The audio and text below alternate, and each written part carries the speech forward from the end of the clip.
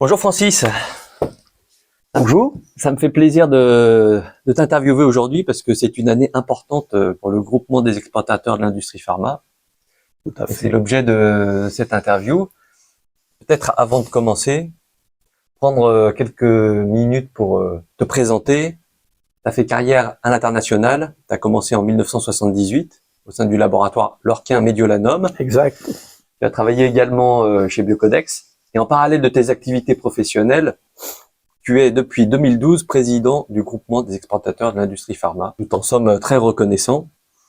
Peut-être pour notre auditoire, est-ce que tu pourrais nous présenter en quelques mots le GEIP, s'il te plaît? Merci pour cette présentation. Le GEIP, très simplement, c'est une association à but non lucratif, comme vous le savez tous, qui rassemble les exportateurs français des laboratoires pharmaceutiques. Et je me permets d'emblée d'insister dans un esprit tout à fait particulier d'échanges constructifs et conviviaux et d'expériences partagées entre tous ces adhérents. C'est cet état d'esprit qui dure sans discontinuer depuis 40 ans, et c'est pour ça qu'aujourd'hui nous avons le plaisir de fêter le 40e anniversaire en 2023 du GEIP. 40 ans, c'est long et en même temps ça passe vite. Qu'est-ce qui pour toi fait la marque de fabrique de cette association professionnelle? Je dirais que le GEIP, prioritairement, c'est à la fois l'export en terrain réel, je crois que c'est très important, et c'est aussi en même temps que le terrain réel, un peu un chez-soi, où l'on se sent bien, un chez-soi professionnel. Le marqueur, et je dirais l'ADN de notre groupement, c'est d'abord un partage solidaire d'informations permanentes sur les marchés de toute zone géographique, et nous avons des représentants et des animateurs sur chacune des zones de la planète. Et puis, pour tous les produits de santé, que ce soit médicaments purs, compléments alimentaires, dermocosmétiques, bien sûr, et naturellement les dispositifs médicaux. Donc on couvre tous ces produits-là, pas seulement le drug, comme je viens de le dire. Pour répondre à ta question, je dirais que assister aux réunions du GEIP, c'est trouver des solutions et des solutions pérennes pour être plus performants à l'export. Alors, est-ce que tu pourrais maintenant, pour donner envie à notre auditoire d'adhérer, nous dire si cette association est grande, combien de personnes adhèrent, et puis pourquoi venir nous rejoindre? Très bien. J'ai parlé un petit peu de l'esprit du GEIP, mais effectivement, il faut savoir comment nous fonctionnons et quelle est un petit peu la structure de cette organisation.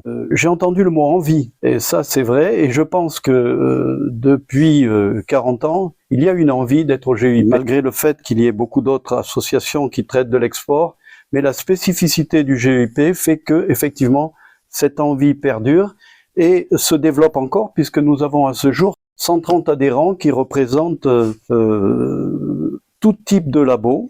Je crois l'avoir dit tout à l'heure, des petits moyens labos jusqu'aux grands groupes internationaux. Et dans certains laboratoires, nous avons plusieurs adhérents selon les zones. Alors comment ça fonctionne? Ça fonctionne avec des réunions plénières et sectorielles qui sont mensuelles. Ça, je crois que c'est très important parce que chaque mois, il y a des réunions sur différents secteurs et puis la réunion plénière qui évidemment traite essentiellement des pays francophones, de l'Afrique ou bien qui invite des intervenants sur différents sujets. Nous réalisons aussi beaucoup d'enquêtes terrain dont nous faisons profiter nos adhérents. Nous avons aussi des réunions conviviales, comme des afterworks, comme évidemment un grand déjeuner annuel. Et puis nous avons le plaisir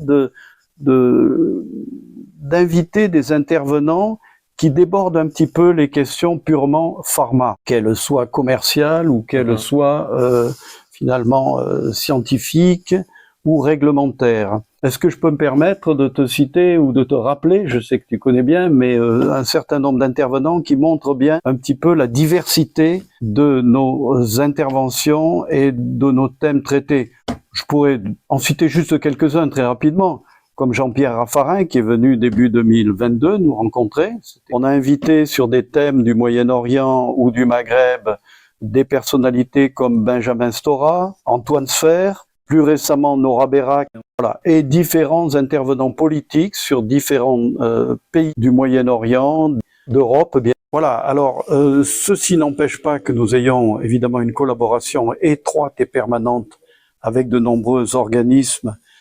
Je citerai le LEM naturellement, prioritairement, mais aussi Business France, les différents conseillers du commerce extérieur dans le domaine de la santé et des médicaments. Voilà, je dirais French Healthcare également, je citerai la BPI et je pourrais en citer beaucoup d'autres.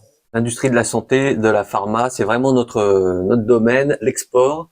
On baigne là-dedans et donc ça nous permet d'échanger de pair à pair. Et je crois qu'on peut tous vous inviter à nous rejoindre. Pour cela, vous pouvez venir visiter notre site internet geip.fr. Je crois que c'est un bel outil pour contribuer au développement de l'économie française. Je te laisserai du coup le dernier mot. Je te remercie. Merci au bureau, au COMEX du GEIP, qui fait un travail remarquable. Si je puis me permettre, puisque tu me laisses le mot de la fin, naturellement, je voudrais dire qu'il y a aussi une autre mission du GEIP.